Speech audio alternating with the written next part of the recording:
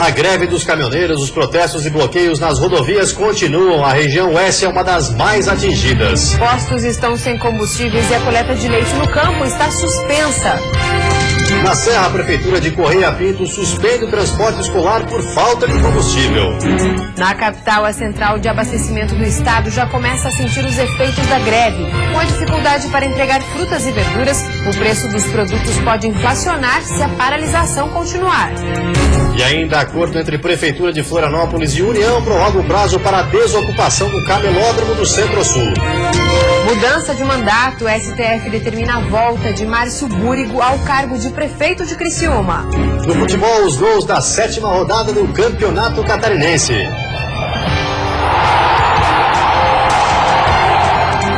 E hoje à noite tem clássico regional. O Avaí enfrenta o Guarani em Palhoça.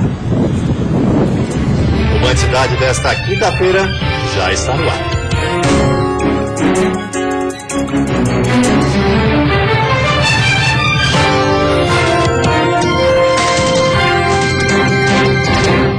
Olá, boa noite.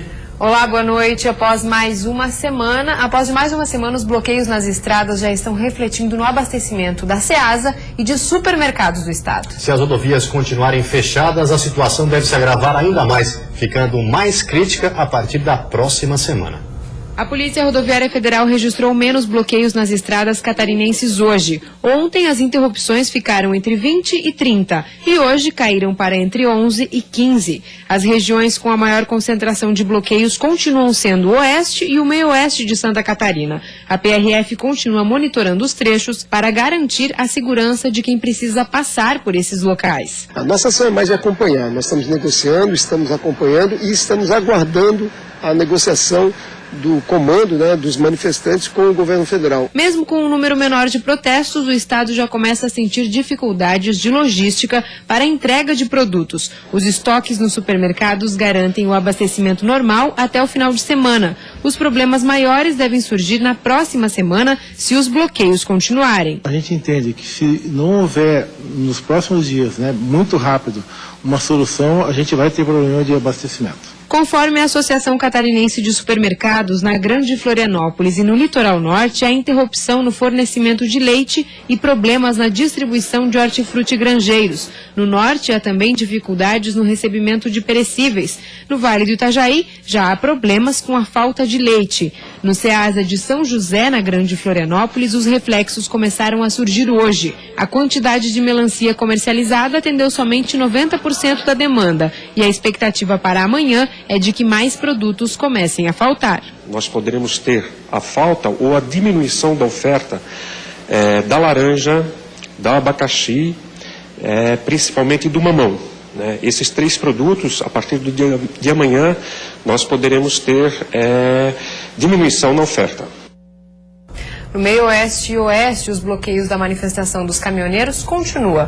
E no 9º dia de paralisações, aumentam os reflexos para a indústria, produtores e consumidores. Em Joaçaba, o movimento continua forte. Os caminhoneiros estão parados em 2 pontos da cidade. Hoje pela manhã, estudantes se uniram manifestando apoio ao protesto.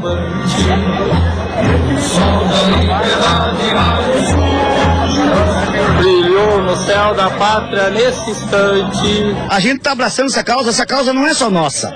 É uma causa de toda a população, de todo um povo sofrido que está aí sofrendo, que está necessitando que tenha alguma coisa. Eu frisei hoje até pela rádio que a gente começou essa greve, a gente só acendeu o estupim. Porque a coisa está estourando em todo lugar, a gente vê isso, Com a greve, uma das maiores indústrias de laticínios do meio-oeste opera apenas com 15% de sua capacidade. A produção, que ultrapassava 1 milhão de litros de leite por dia, caiu para 250 mil litros. Prejuízo de cerca de R$1 milhão por dia. Nos supermercados já faltam produtos. Já no campo, produtores como o Márcio temem jogar fora os mais de 1.000 litros de leite ordenhados diariamente. Não tem saída, é jogar fora, é pegar o leite e colocar no ralo, jogar numa esterqueira, não tem o que fazer. O leite nós temos que ordenhar o animal, o leite não tem o que fazer, tirando o animal ou industrializa ou joga fora. Em Chapecó, o movimento se concentra no trevo da BR-282, principal acesso à cidade. Nos postos faltam combustíveis desde ontem e produtores de suínos, aves e leite também estão preocupados com o escoamento da produção. E a BR-280 ficou bloqueada no início desta manhã em Araquari. Entulhos foram jogados sobre a pista e incendiados. O trânsito ficou interrompido por cerca de 3 horas. O bloqueio na BR-280 aconteceu no Canal do Linguado, no limite do município de Araquari com São Francisco do Sul. Pedras e pneus foram despejados sobre a pista da rodovia por volta das 5 horas da manhã. Os autores ainda atearam fogo nos entulhos. Os bombeiros foram acionados para controlar as chamas. A malha ferroviária também foi bloqueada. Pedras foram descarregadas sobre os trilhos e o trem ficou parado. Houve formação de filas nos 2 sentidos da BR-280. O trabalho de retirada dos entulhos durou cerca de 2 horas e o trânsito na rodovia só foi liberado por volta das 8 da manhã. Na ferrovia, a retirada das pedras teve que ser feita manualmente e a liberação demorou um pouco mais. De acordo com a Polícia Rodoviária Federal, o caso é de dano ao patrimônio público da União. Não tinha nenhum manifestante, ninguém estava no local, né? Não assumiram a responsabilidade pelo dano causado ao patrimônio da União, tanto na rodovia como na ferrovia, né? E nós classificamos aí como um ato de vandalismo, um ato de marginal mesmo. A PRF investiga a autoria do bloqueio. Estima-se que foram despejadas 2 cargas de entulho sobre a rodovia. A polícia procura por imagens que possam ajudar a solucionar o caso e já começou a ouvir testemunhas. Temos já suspeitos, a nossa inteligência, junto com a inteligência das outras polícias, estão investigando e vamos chegar, com certeza, a quem cometeu esse ato de vandalismo. E a seguir, reflexos da greve dos caminhoneiros. Prefeitura de Correia Pinto, na Serra, suspende o transporte escolar por falta de combustível. E no sul do estado, a BR-101 foi novamente bloqueada.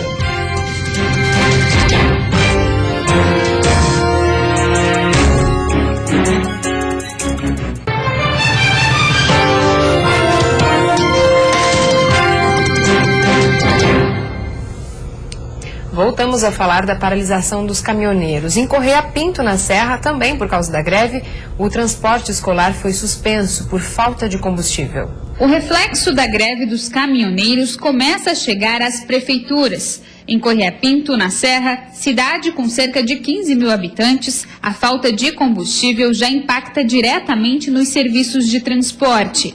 No posto onde a frota da prefeitura abastece, não tem mais gasolina e óleo diesel. E por isso, alguns serviços à população terão que ser paralisados. Vai ser prejudicado, mas vai parar, a educação para, o equipamento da infraestrutura que está no interior do maquinário. Eu já pedi para amanhã, se não regularizar a vinda de combustível, vem tudo por parte da prefeitura, para tudo. No pátio da prefeitura, alguns veículos já começaram a parar as atividades nesta quinta-feira. Por enquanto, alguns serviços ainda estão funcionando na cidade, mas a previsão é que a partir de amanhã, os veículos que prestam serviço para educação, saúde e infraestrutura comecem a suspender os trabalhos. A área mais prejudicada deve ser a educação. Segundo a secretária, os 20 veículos que fazem o transporte escolar vão parar totalmente e cerca de 450 alunos que dependem do transporte vão ficar sem aulas. Infelizmente, como nós temos média de 2.000 quilômetros dia, nós temos atendimento até amanhã normal. A partir de segunda-feira, nós teremos que reduzir esse atendimento. O prefeito explica ainda que não há previsão para que as atividades voltem a funcionar. Somente os serviços de emergência serão mantidos na cidade. O que vai funcionar realmente com bastante economia ainda, porque a gente não sabe até quando que vai essa situação, é o hospital e saúde. A sexta-feira vai ser de calor na maior parte do estado. O sol aparece pela manhã e as altas temperaturas provocam chuva durante a tarde e a noite. O dia deve ser abafado. A mínima fica em 13 graus na Serra e a máxima em 35 no litoral norte do estado. No Planalto Norte, as temperaturas ficam mais amenas. Mínima de 16 e máxima de 28 graus. Já no oeste e Vale do Itajaí, a máxima chega aos 33. E na Grande Florianópolis e Sul, também faz calor, máxima de 31 graus. E voltamos a falar novamente da paralisação dos caminhoneiros em Santa Catarina. Hoje houve novo ponto de bloqueio, dessa vez na BR-101, no sul do estado. A manifestação ocorreu entre os municípios de Capivari de Baixo e Tubarão. A rodovia ficou formando longas filas. A principal reivindicação dos caminhoneiros é a redução do preço do diesel. Não tem condições de tu pagar R$ 2,70, R$ 2,80 no litro de óleo diesel para um caminhão fazer 2 km por litro. A gente gasta a média de 500, 600 litros por dia, então não tem condições, o frete não compensa hoje em dia. Esta foi a primeira manifestação registrada na região de Tubarão. A ideia dos caminhoneiros é liberar a rodovia durante a noite e bloqueá-la novamente amanhã durante a tarde.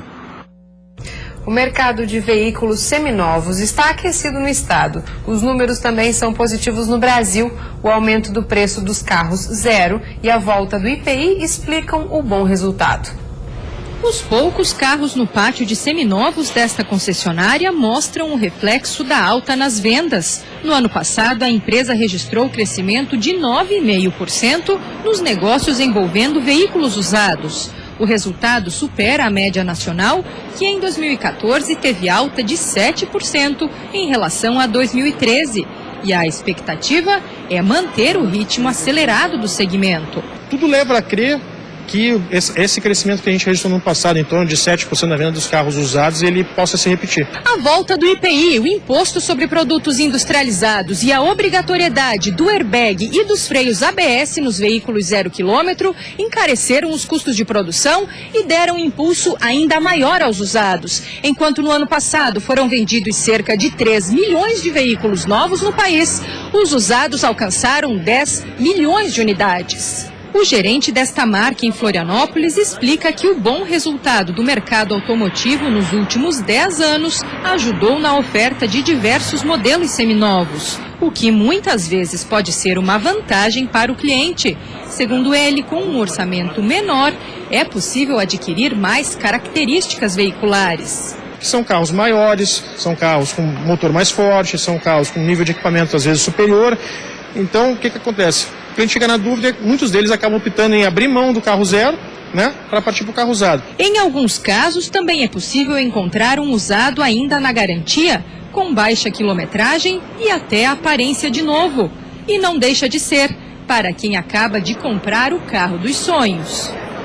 E depois do intervalo, o futebol, os gols da 7ª rodada do Campeonato Catarinense.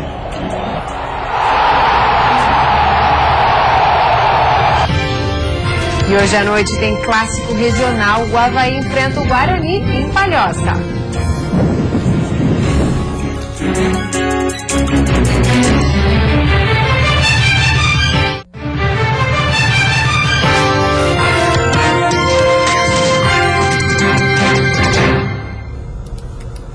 E agora o futebol, a abertura da 7ª rodada teve muitos gols, 11 ao todo. Destaque para o Internacional de Lages, que venceu a 2ª no estadual. Dessa vez a partida foi contra o Criciúma. Quem dominou o jogo foi o experiente Marcelinho Paraíba.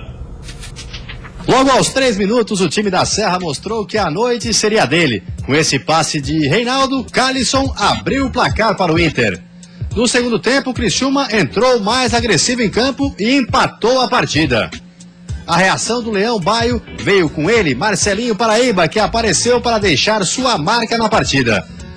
Logo depois, Valdo foi derrubado na área por Eduardo. O juiz marcou o pênalti. Marcelinho bateu e garantiu a vitória. 3-1 Inter de Lages. Com o resultado, a equipe lagiana subiu para a 5ª colocação. Já o Criciúma caiu para a 6ª. Então a gente está conseguindo realmente dar uma volta por cima aí, que muitos não acreditavam pela largada que a gente teve na competição. Mas a convicção e a experiência que a gente tem, felizmente, nos deixa tranquilo para chegar nesse momento decisivo muito pronto. Faltou algo a mais para a gente poder chegar ao segundo gol, algo a mais para a gente poder definir a partida no momento certo. E como eu falei, a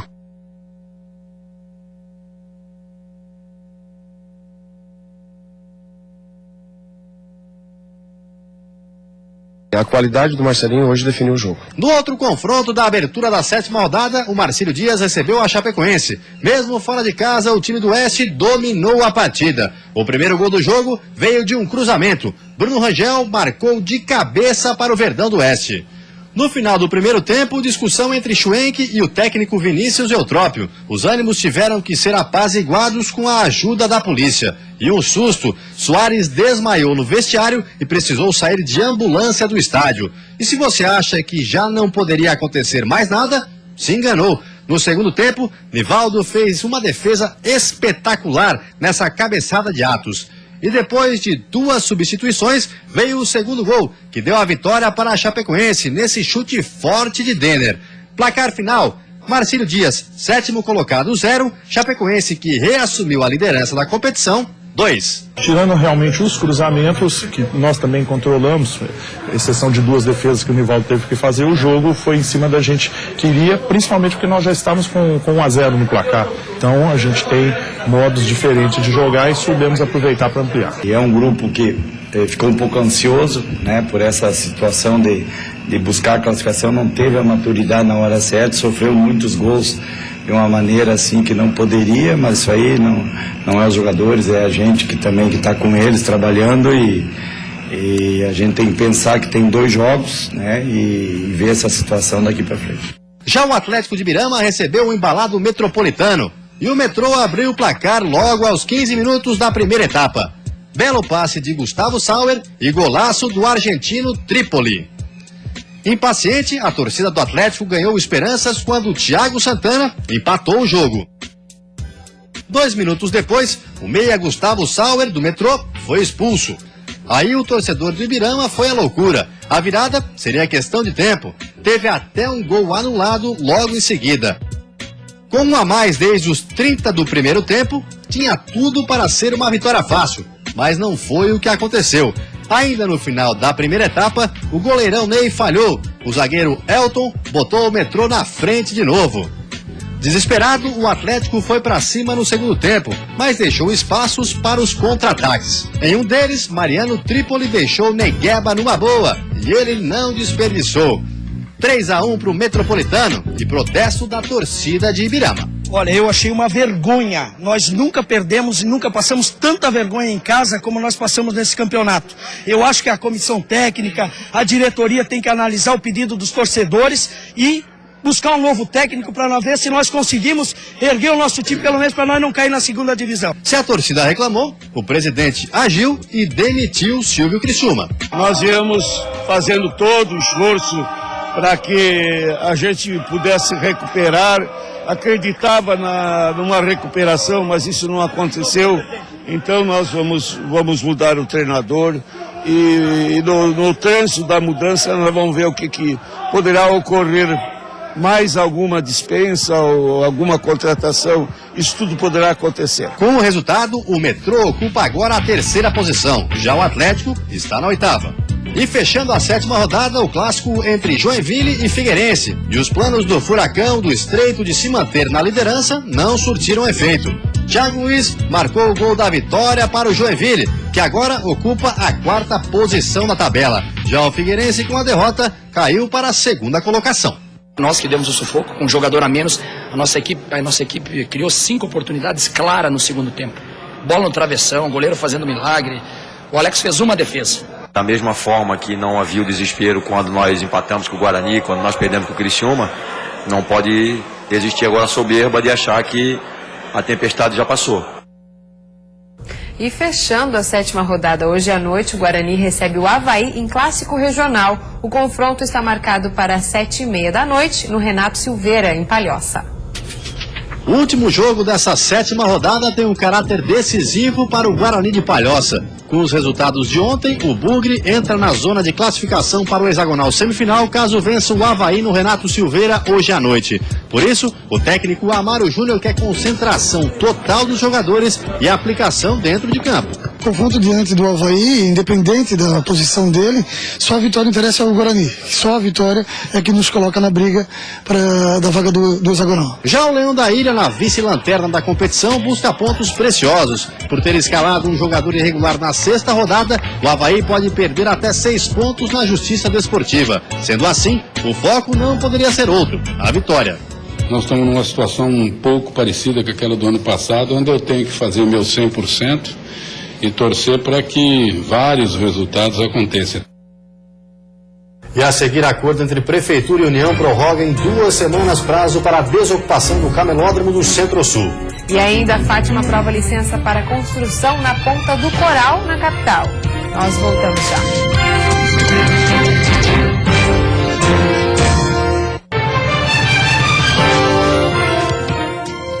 Acordo entre a Prefeitura da capital e a União prorrogou o prazo de desocupação do camelódromo do Centro-Sul. Os 154 comerciantes que teriam que deixar o local amanhã vão permanecer por mais 2 semanas no aterro da Bahia Sul, região central da capital. A decisão foi acordada em reunião realizada entre Prefeitura de Florianópolis, representantes da Associação dos Camelódromos da capital e o juiz federal Hildo Peron. O aterro, até então utilizado pelo município, pertence à União e funcionava sem licitação. No local será construída a Passarela Jardim, um espaço público de convivência orçado em 60 milhões de reais, composto por parque, shopping popular, quadras poliesportivas e pistas de skate. A sentença final acontecerá em audiência pública, que está agendada para o mês de março. A Fátima aprovou a licença para a construção na Ponta do Coral, em Florianópolis. A aprovação da licença ambiental prévia foi realizada pelos técnicos da Fátima na última sexta-feira. O documento deve ser enviado nos próximos dias à empresa responsável pela obra. O projeto contempla a construção de um hotel de 18 pavilhões da Fátima. O projeto do hotel na área de preservação ambiental ainda precisa de 2 licenças para começar a obra.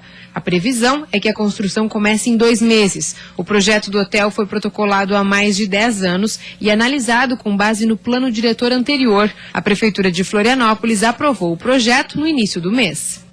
E em Criciúma, o comando da Prefeitura deve mudar novamente. No dia 9 de janeiro, uma liminar do presidente do Supremo Tribunal Federal deu parecer favorável a Clésio Salvaro, que foi diplomado e assumiu a Prefeitura de Criciúma ainda em janeiro. Depois de dar início a uma reforma política no governo municipal e inclusive exonerar secretários, Clésio terá que deixar a prefeitura. Isso porque o ministro Luiz Fux, relator do processo, revogou a liminar e determinou o retorno de Márcio Búrigo. Clésio foi eleito em 2012, mas foi impedido de assumir devido à lei da ficha limpa. Uma nova eleição foi realizada em 2013, onde Márcio Búrigo foi eleito.